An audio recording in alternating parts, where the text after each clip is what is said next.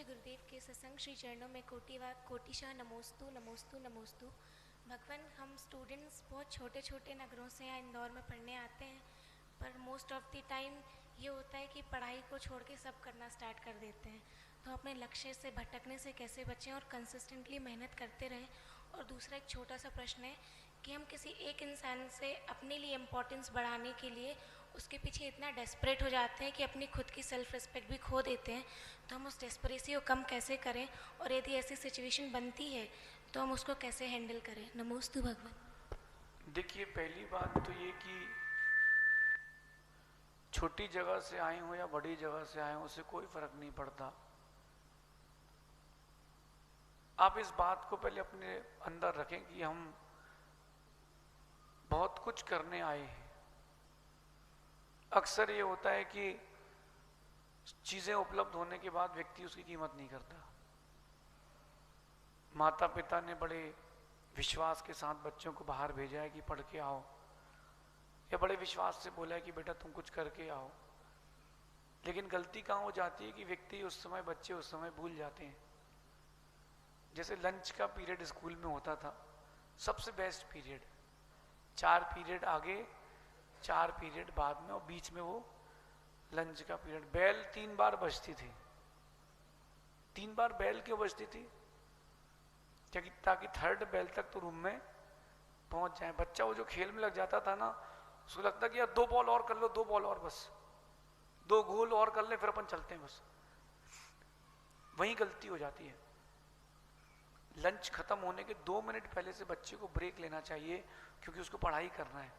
वो खेल से बाहर नहीं निकल पाए ना, और वो जो 5th पीरियड आता है उसमें दोस्त को सारा करता है, अपन इस बार जीत गया, मैंने खेला, टीचर पढ़ा रही है। और तो वो सेल्फ कंट्रोल की बात है।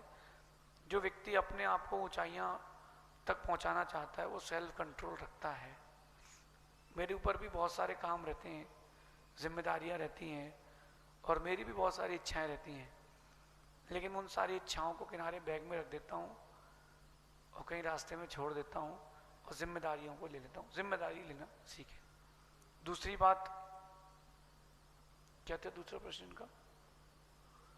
हाँ, देखिए, ऐसा है कि अगर आपको कोई व्यक्ति चाहता है, पसंद करता है, कोई भी हो, दुनिया का आदमी हो, अगर वो आपकी रिस्पेक्ट नहीं कर रहा है तो थोड़ा स्पेस दें।